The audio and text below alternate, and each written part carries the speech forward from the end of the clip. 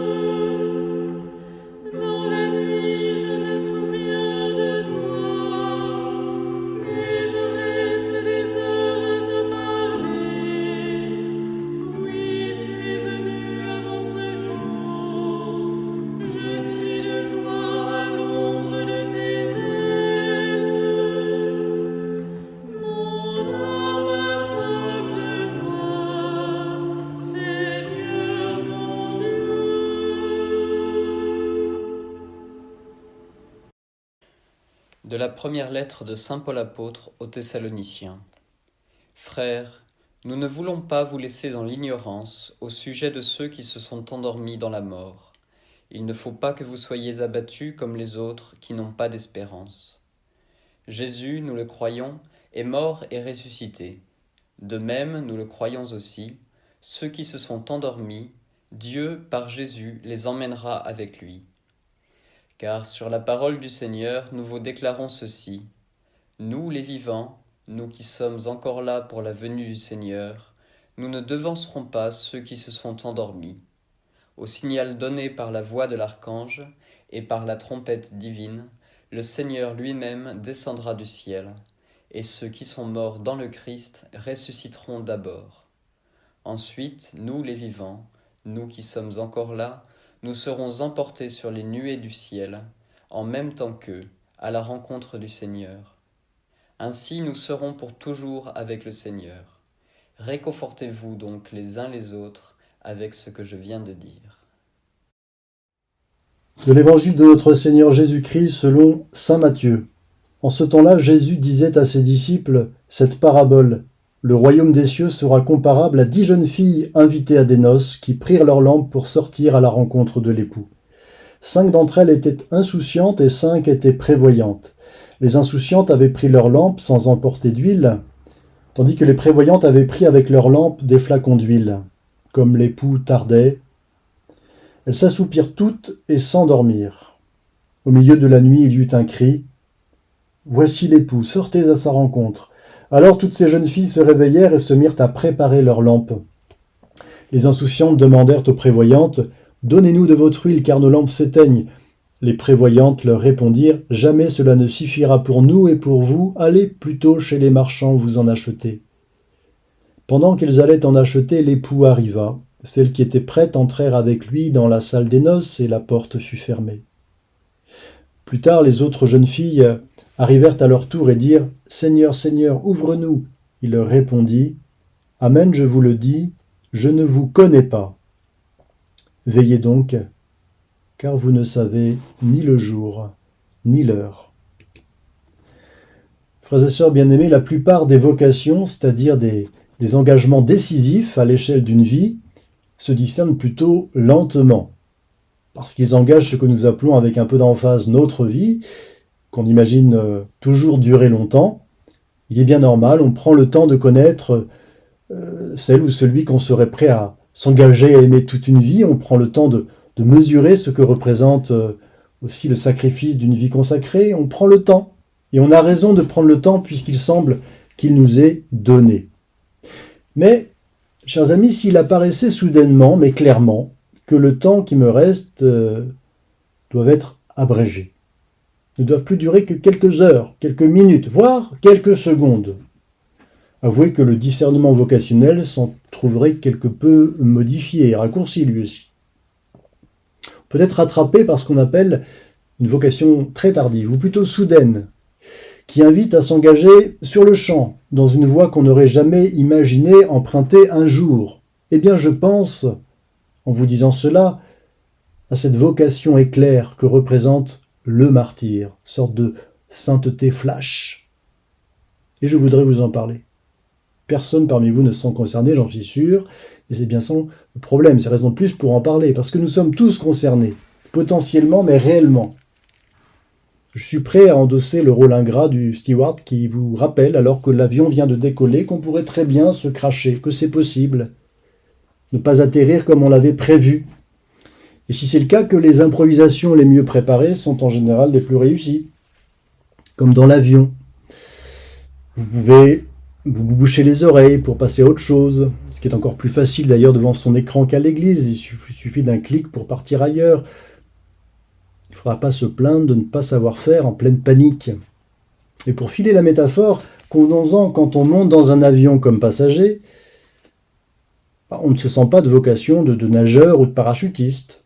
On ne prévoit pas d'en sortir autrement qu'en atterrissant gentiment. Nul ne souhaite devoir s'extraire d'urgence, et pourtant ça arrive. Quand on devient chrétien, c'est pareil, on ne dit pas comme certaines grandes gueules des temps antiques « Je me sens une vocation de martyr, vivement les arènes ». Non, on n'y pense pas tous les jours. Mais le pire serait de n'y avoir jamais pensé. Le temps de discernement de la vocation martyre et de son accomplissement, il est très court, quand ça survient. C'est oui ou c'est non. C'est maintenant ou c'est jamais. C'est ici ou c'est nulle part. C'est la vie ou le néant. Et on ne dit pas forcément oui sans hésiter. Ce serait trop simple. C'est pourquoi tant que nous en avons le loisir, la liberté, le temps, il faut prendre le temps d'y penser, au moins une fois. En ce 32e dimanche du temps ordinaire, comme on dit.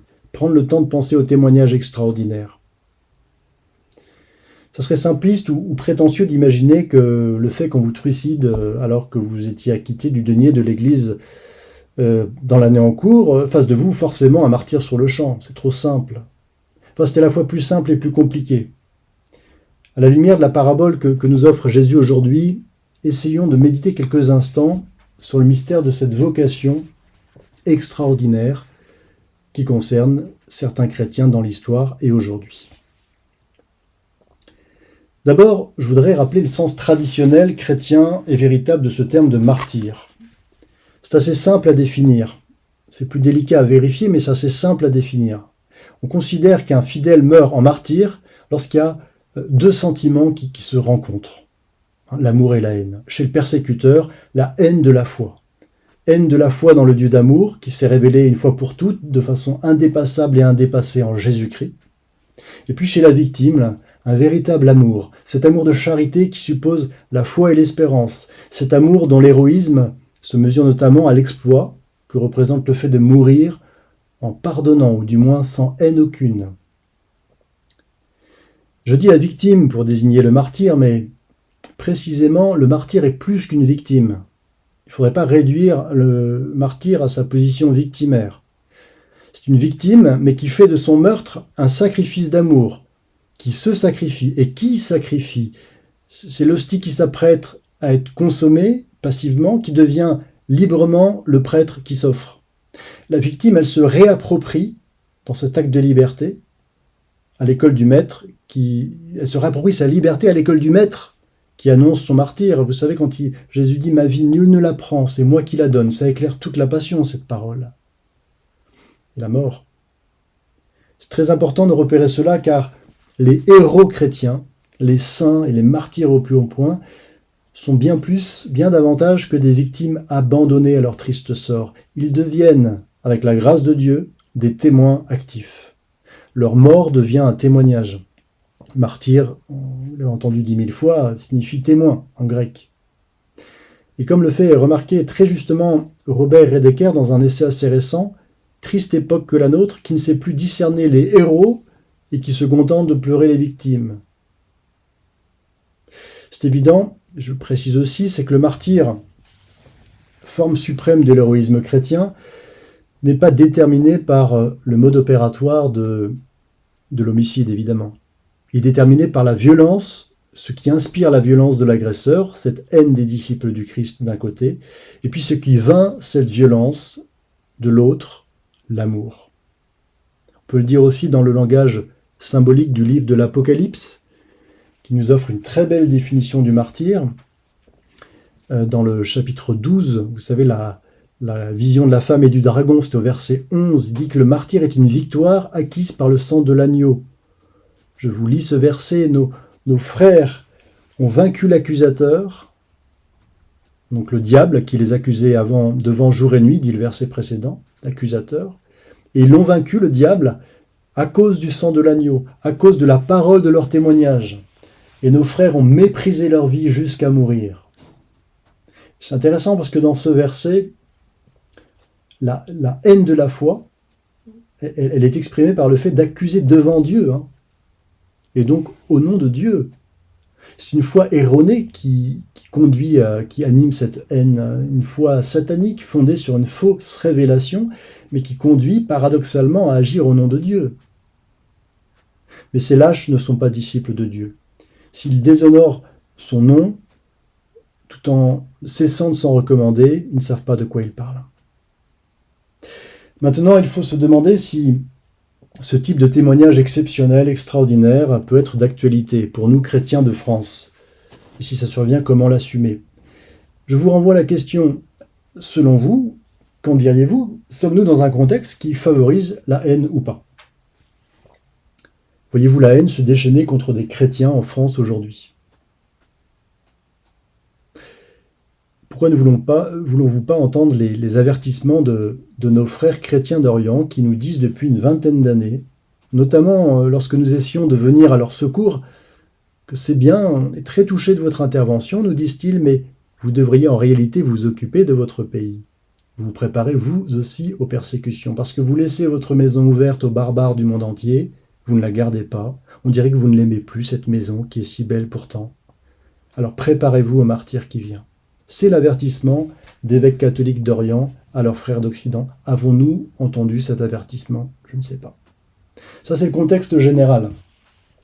D'une façon ou d'une autre, si on devait me prendre ma vie subitement, comme ce fut le cas il y a quelques jours pour Nadine, pour Simone, pour Vincent, saurais-je la donner du fond de mon cœur et à haute voix? C'est la question que je vous propose de nous poser aujourd'hui.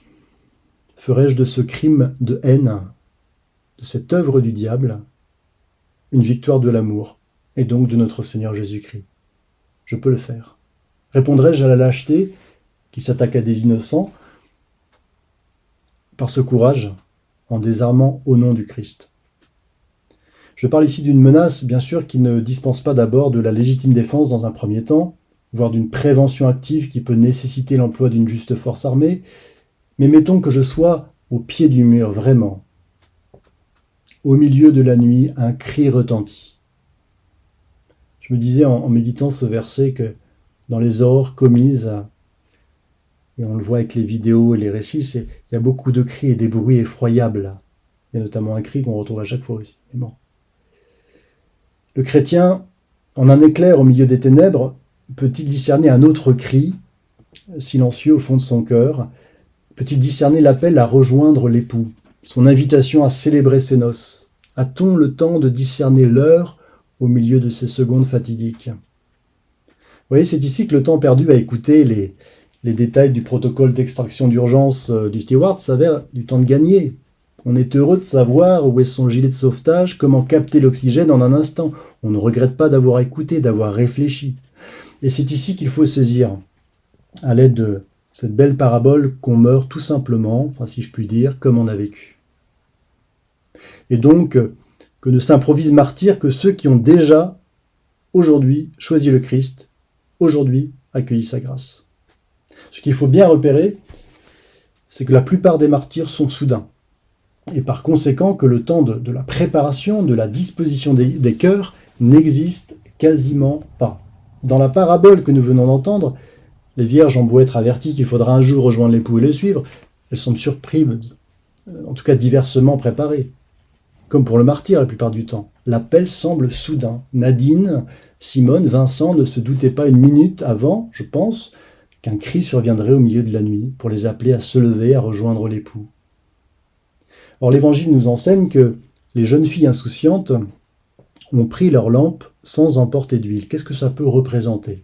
Peut-être les âmes baptisées, donc équipées, mais dont le contenant est vide de contenu, vide de grâce, car une lampe c'est fait pour être remplie, comme un chrétien c'est fait pour être en état de grâce. Alors on se dit évidemment, ne pourrait-on pas se remplir de la grâce en un instant, téléchargée en un clic? Pas plus qu'on achète de l'huile pour remplir sa lampe sur un coup de baguette magique. Ce n'est pas possible. Pour remplir sa lampe, indique la parabole, il faut aller et venir chez le marchand. Il faut engager sa liberté, prendre du temps, faire la démarche. En plus, maintenant, il faut une autorisation pour se balader. Donc, il faut veiller à entretenir sa lampe, la recharger en permanence, prévenir l'assèchement. Et ce faisant, la parabole ne traduit aucune injustice. Les 5 jeunes filles insouciantes ont toute leur vie pour aller chez les marchands. C'est-à-dire, en l'occurrence, se remplir gratuitement, parce que la grâce, évidemment, elle ne s'achète pas, elle est gratuite. Elles ont toute la vie pour se laisser combler de ce bien essentiel. Ah oui, cette huile essentielle, qui est la grâce qui sauve, la grâce divine. Un aller-retour à l'église, et c'est la rémission des péchés, l'absolution, la communion eucharistique, la visite au Saint-Sacrement, auprès duquel j'accueille l'Esprit, qui jaillit du cœur eucharistique de ressuscité. Je peux le faire pour moi, ça. Je peux remplir ma lampe. J'ai encore le temps. Or, ce que je peux faire pour moi aujourd'hui, nul ne peut le faire à ma place. Ce que je peux faire pour moi aujourd'hui, je ne pourrai pas le faire en un instant. Jamais cela ne suffira pour nous et pour vous. Allez-y vous-même. C'est ce que dit la parabole.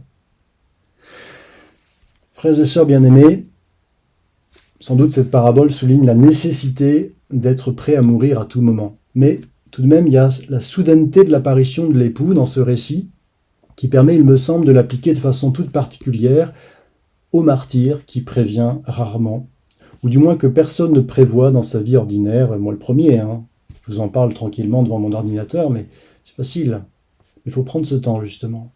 Le martyr est une vocation qui ne s'improvise pas, ou plutôt qui s'improvise au sens qu'aimait rappeler le cardinal Saliège, connu pour ce bon mot, tout à fait fondé étymologiquement. Il disait souvent « improviser, c'est puiser dans ses provisions ». C'est exactement ça. Improviser, c'est puiser dans ses provisions. Je dormais, à point fermé, mais si auprès de moi, la lampe de mon cœur est allumée, elle continue à brûler dans l'instant, parce que mon cœur a demeuré dans l'amour et la grâce du Christ, parce que je suis chargé et rechargé, j'ai assez d'autonomie pour me lever, pour suivre dans la foulée le Christ qui m'appelle. Et pour finir, juste un dernier point, l'enjeu du martyr n'est pas seulement cette entrée fulgurante dans la vie éternelle, il y a aussi le témoignage que cette sortie violente peut représenter, la fécondité apostolique qui peut être celle du martyr. La victoire, une victoire qui peut être, pour ainsi dire, sans fin pour Dieu. Et puis la défaite irréversible que le martyr peut constituer pour le diable. Le sang des martyrs est semence des chrétiens. Vous connaissez tous cet adage. La preuve aujourd'hui, les martyrs du 1er siècle continuent de porter du fruit parce que leur conversion en a entraîné d'autres jusqu'à nous. À vue humaine, une vie s'arrête, mais dans le dessein de Dieu, une graine a été plantée non seulement au ciel avec cette vie véritable à laquelle accède la victime, mais ici-bas où des semences d'éternité rejaillissent à partir de l'offrande consentie. des conversions, des demandes de baptême, des personnes qui prennent subitement conscience qu'on leur avait menti, que cette folie qui consiste à tuer ne mérite pas le nom de religion, alors que cet amour qui désarme la violence, au contraire, ne peut venir que du Dieu unique et 3 fois saint, révélé par Jésus-Christ, le Fils de Dieu. On voit même dans l'histoire des bourreaux assister au procès de canonisation de leurs victimes. C'est pour vous dire que ça peut aller loin, cette fécondité du martyr. Ce qui signifie concrètement, aujourd'hui, pour chacun d'entre nous, qu'il ne faut laisser aucune ambiguïté, aucun doute sur la foi qui vous anime. Et ça, c'est important. Comme on n'aura peut-être pas le temps, le couteau sous la gorge, eh bien, il faut proclamer notre foi dès maintenant, écrire notre testament d'amour pendant qu'il est encore temps, en le couchant sur papier ou en témoignant auprès de nous. Vous voyez, toutes ces tueries, elles sont perpétrées en étant accompagnées d'un cri qui ne laisse pas de doute sur leur origine, qui semble être leur dédicace en quelque sorte. Ce cri, il faudrait le couvrir. Le couvrir par un cri d'amour, qui ne laisse pas de doute sur son origine non plus. Vive Jésus, par exemple. Vivat Jesus. Qui jaillissent des lèvres de ceux qui sont lâchement abattus. Si ce n'est sur le moment, ce cri, ou en tout cas cette parole, on peut la prononcer aujourd'hui. Toute ma vie, je vais te bénir, Seigneur. Levez les mains en invoquant ton nom. Nous l'avons chanté dans le psaume. Ne le marmonnons pas. Je t'ai contemplé au sanctuaire, j'ai vu la force et ta gloire au sanctuaire. Donc c'est pas du fond de mon canapé, devant mon écran que je te contemple. Force et gloire ne sont pas auprès de mon ordinateur, mais dans le tabernacle du Seigneur. Il faut venir dans le temple du Très-Haut pour le bénir, tant que nous en avons le temps et la liberté. Frères et sœurs bien-aimés, il n'y a pas que mourir qui ne s'improvise pas, ou alors au sens donné tout à l'heure, vivre non plus ne s'improvise pas. Alors tournons nos regards vers Jésus, le premier et l'unique martyr, le roi des martyrs, et apprenons de lui comment vivre, pour apprendre comment mourir. Apprenons de Jésus comment mourir, pour apprendre comment vivre. Et surtout ne disons pas trop vite que la vocation au martyr ne nous concerne pas.